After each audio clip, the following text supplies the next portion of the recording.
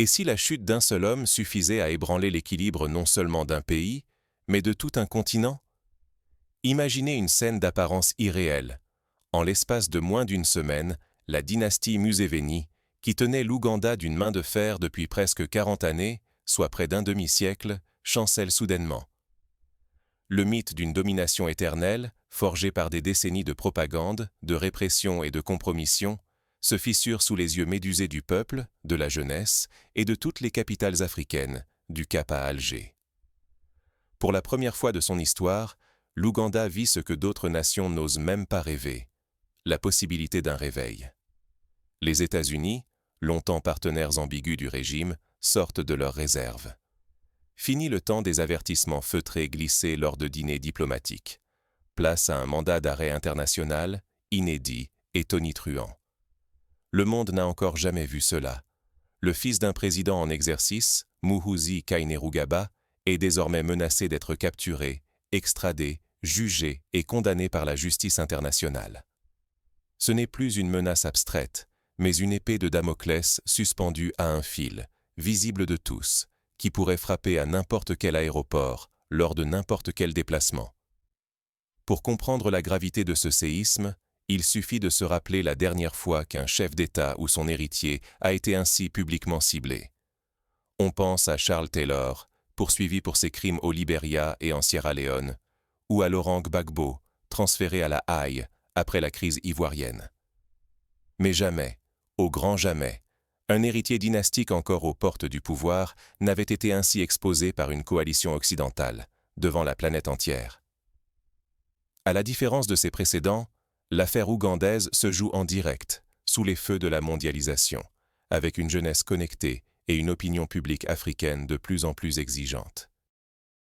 Dans les rues de Kampala, la peur, longtemps omniprésente, recule. Le peuple, jusqu'alors soumis à la surveillance constante, au risque de disparitions forcées, de tortures et de répressions sanglantes, commence à relever la tête. Les dossiers secrets qui dormaient dans les tiroirs des ambassades et des ONG refont surface. Les sanctions, longtemps brandies comme une menace lointaine, s'apprêtent à frapper pour de bon. À la télévision, sur les ondes des radios clandestines, dans les discussions sur WhatsApp, la question du jour est sur toutes les lèvres. L'Afrique peut-elle enfin se libérer de la malédiction des présidents à vie? Pour saisir l'ampleur de ce bouleversement, il faut remonter 40 ans en arrière, au moment où Yoweri Museveni, jeune rebelle, prend les armes contre un autre dictateur, Milton Obote. L'histoire ougandaise ressemble alors à une tragédie en plusieurs actes, coup d'État, guerre civile, massacres ethniques. Museveni promet la démocratie, la stabilité, la prospérité. Mais, comme souvent en Afrique, le pouvoir corrompt. Année après année, il concentre tous les leviers entre les mains de sa famille, de ses proches, de son clan. L'État devient un patrimoine privé. Ministère, armée, police, entreprise, tout est verrouillé. L'opposition, quant à elle, subit l'exil, la prison ou pire encore. Ce schéma n'est pas nouveau. L'on retrouve des dynasties similaires ailleurs. Les Bongo au Gabon, les Eyadema au Togo, les Déby au Tchad. Partout, le même scénario. Transmission du pouvoir de père en fils, manipulation constitutionnelle, répression. Mais l'Ouganda, par la longévité de son régime, en est devenu le symbole le plus caricatural.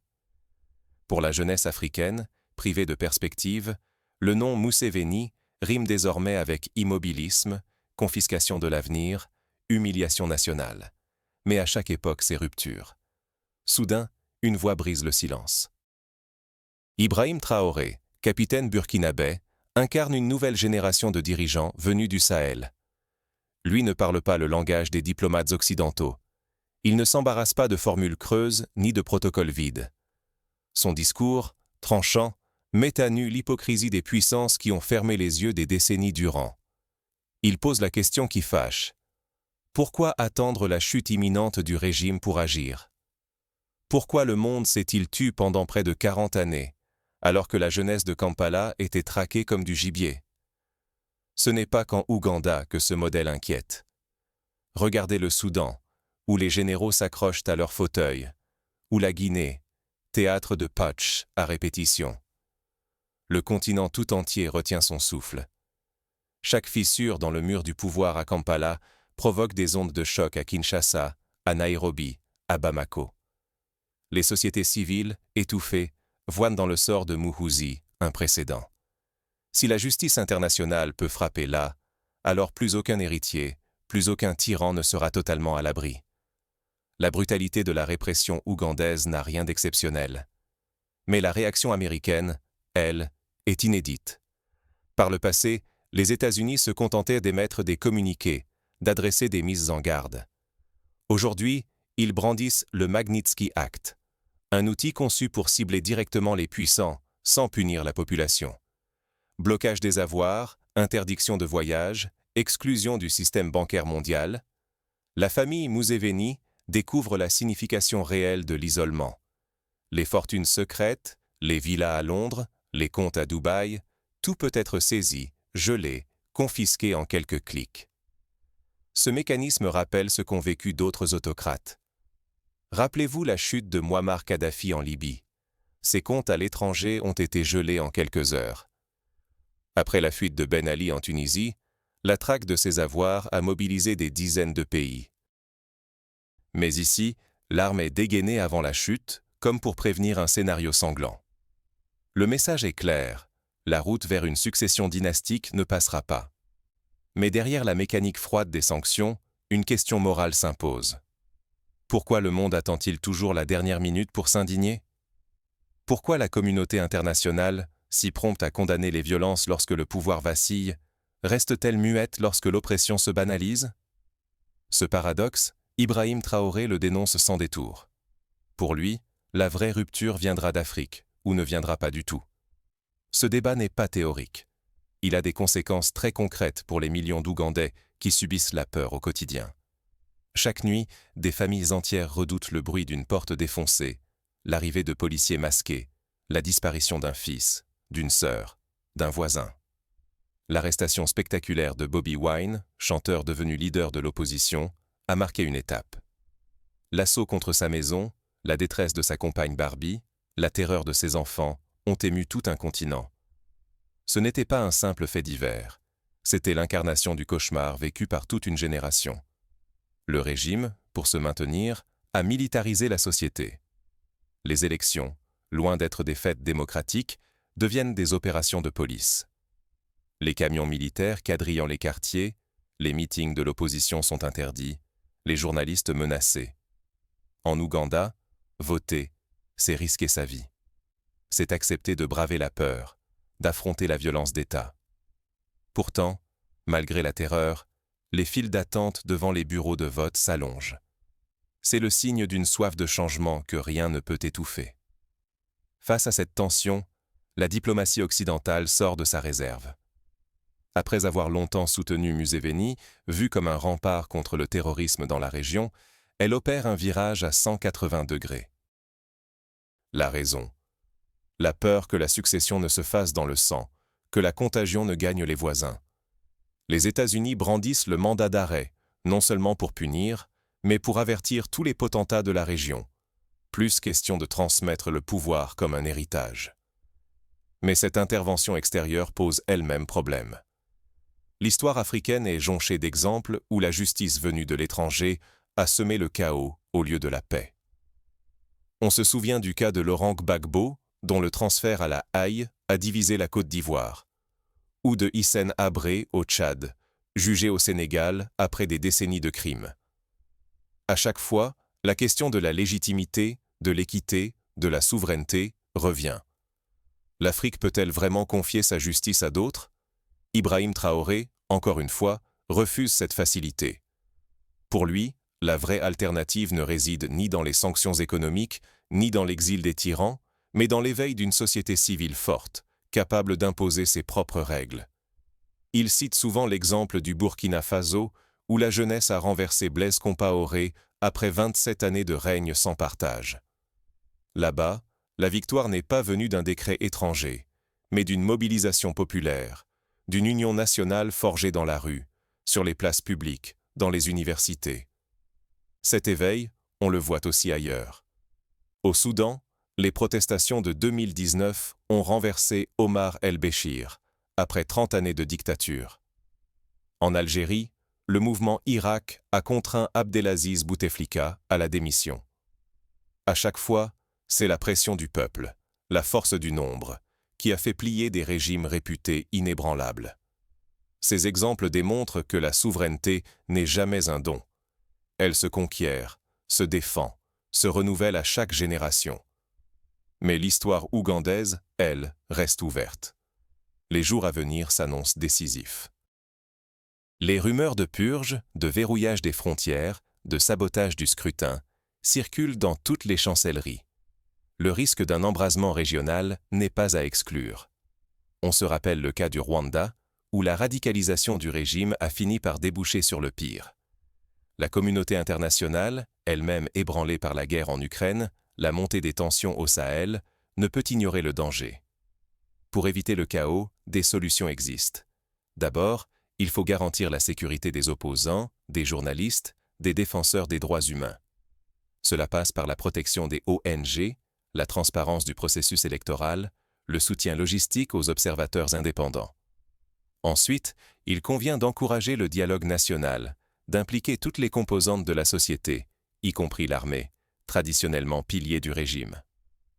Enfin, il est essentiel de promouvoir l'éducation civique, la formation des jeunes à la citoyenneté, afin de préparer une relève responsable. À plus long terme, le défi est de bâtir des institutions solides, capables de résister à la personnalisation du pouvoir. Cela suppose de limiter les mandats, de renforcer les contre-pouvoirs, de garantir la séparation des pouvoirs. Là encore, l'Afrique regorge d'exemples inspirants. Le Ghana, qui organise des alternances pacifiques depuis plus de 2 décennies. Le Botswana, modèle de stabilité et de bonne gouvernance. L'Afrique du Sud, qui a su organiser la réconciliation après l'apartheid. Mais pour l'heure, l'urgence est à la solidarité. À chaque crise, à chaque injustice, une question demeure. Que pouvons-nous faire, concrètement, pour accompagner ce processus ? La première étape, c'est de s'informer, de partager l'information, de briser le mur du silence. Un commentaire, un partage sur les réseaux sociaux, une discussion en famille ou avec des amis peuvent sembler dérisoires. Mais l'histoire montre que ce sont souvent les petits gestes, multipliés à l'infini, qui font basculer les destins collectifs. Ensuite, il s'agit de soutenir les mouvements de la société civile, les associations de défense des droits humains, les médias indépendants. Cela peut passer par un don, un message de soutien, une pétition. Chaque voix compte. En 2021, la mobilisation internationale pour la libération de Bobi Wine a contribué à sauver des vies, à stopper la répression dans certains quartiers. Ce sont ces actes de solidarité qui nourrissent l'espoir et rappellent aux tyrans qu'ils ne sont jamais totalement à l'abri. Enfin, il faut préparer l'avenir. L'histoire ne s'arrête pas à la chute d'un homme ou d'un clan. La transition démocratique est un processus long, semé d'embûches. Elle exige de la vigilance, de la persévérance, du courage. Les exemples du Mali, du Burkina Faso, de la Guinée, montrent que le départ d'un dictateur n'est qu'une première étape. Le vrai défi, c'est de reconstruire, de réconcilier, d'inventer un nouveau pacte social. Cela demande du temps, mais aussi de la mémoire. Le choc de Kampala n'est donc qu'un prélude. D'autres capitales africaines retiennent leur souffle. À Kinshasa, à Lomé, à Libreville, les oppositions espèrent, les régimes s'inquiètent. La chute annoncée de la dynastie Museveni n'est pas seulement une affaire de palais, c'est le signe que l'Afrique entre dans une nouvelle ère, celle de la responsabilité et de la souveraineté retrouvée. Mais cette souveraineté, il faut la mériter. Refuser d'agir, c'est laisser d'autres écrire notre histoire. L'inaction, ce poison lent, prolonge la domination étrangère et confisque l'avenir. Seule une mobilisation collective, fondée sur la connaissance, le respect et l'engagement, peut garantir la dignité des peuples africains. La justice authentique ne viendra jamais d'un décret lointain. Elle doit germer du courage des peuples, s'enraciner dans la fierté, être revendiquée par des femmes et des hommes décidés à se lever. Le modèle incarné par Ibrahim Traoré, c'est cette fierté intransigeante, ce refus de la résignation, cet appel à l'éveil générationnel qui balaie tous les calculs cyniques des puissances étrangères. Dans chaque crise, à chaque injustice révélée, la question revient. Allons-nous rester spectateurs ou choisirons-nous d'être auteurs de notre propre mémoire, de notre propre justice? L'Ouganda vit aujourd'hui ce basculement. La dynastie Museveni vacille, le peuple rêve d'un autre avenir. Mais la transition ne sera ni simple, ni sans douleur. Elle exigera le concours de toutes les énergies, de toutes les consciences, de toutes les volontés. L'histoire ne s'écrit plus à Washington, ni à Londres, ni à Paris. Elle se façonne dans chaque mot courageux, dans chaque acte de reconnaissance, dans chaque geste de solidarité. Remercier ceux qui tiennent tête à la tyrannie, ce n'est pas une formalité. C'est un acte fondateur, une déclaration d'existence, un signal adressé à toute la jeunesse africaine. À chaque témoignage, chaque message de soutien, la souveraineté du continent s'enracine, la dignité retrouvée s'embrase. Le vrai changement ne grandit pas sous les lustres des palais, mais dans l'écho des voix unies. Choisir de rester spectateur, c'est abandonner la mémoire et la justice de l'Afrique à l'oubli. Refuser de s'engager, c'est laisser le destin des générations futures aux mains de ceux qui ne connaissent ni notre douleur, ni notre fierté. À chaque époque, des peuples se sont levés contre la fatalité. Les Français face à la monarchie absolue, les Sud-Africains contre l'apartheid, les Égyptiens lors du printemps arabe. Aucune victoire n'a été donnée. Partout, elle a été arrachée, souvent au prix fort. L'Afrique n'échappe pas à cette règle. L'histoire du Ghana post-Nkrumah, la lutte contre l'apartheid en Afrique du Sud, l'alternance pacifique au Sénégal, sont autant de preuves que la dignité se conquiert. Aujourd'hui, la dynastie Museveni pensait défier le temps. Mais nul, ni famille, ni régime, ne résiste indéfiniment à l'éveil d'une conscience collective. L'arrestation possible de Muhoozi dépasse le simple fait judiciaire. C'est le miroir d'un continent qui refuse la répression héréditaire et l'impunité. Pourtant, il serait naïf de croire que les sanctions occidentales suffiront. Aucune justice authentique ne viendra de l'extérieur seule. Seuls ceux qui affrontent l'injustice sur leur propre sol comprennent la valeur de la dignité retrouvée. La voix d'Ibrahim Traoré a fissuré les certitudes, prouvant que la souveraineté ne se négocie pas dans les chancelleries, mais s'arrache sur les places publiques. Ce moment n'est pas un film, ni un reportage étranger. C'est notre histoire, notre responsabilité. Chaque like, chaque commentaire, chaque abonnement n'est pas qu'un geste numérique. C'est un acte de résistance, une promesse faite aux générations à venir. Si vous croyez à la force de la vérité, si vous refusez de voir l'Afrique condamnée au silence, faites entendre votre voix. Abonnez-vous, partagez, débattez. Ce n'est pas un simple appel. C'est une invitation à écrire, ensemble, la prochaine page de la souveraineté africaine, sans naïveté,